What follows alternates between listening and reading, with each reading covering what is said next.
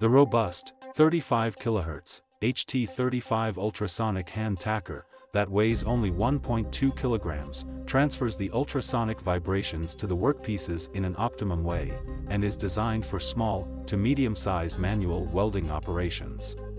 Ideal examples of use include spot welding of blister packs, laminated cardboard boxes, or plastic films, as well as textiles and fabrics with a synthetic fiber content.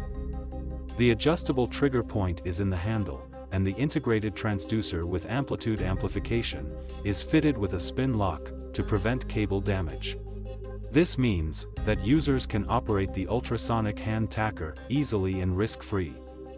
The HT35 handheld welding unit is available as a set and is supplied in a handy case that also contains the Ecoline 35 generator and the service tools. Another variant is available that is compatible with the SDG or RDG generator. The HT35 ultrasonic hand tacker, optimal for small to medium-sized manual welding operations.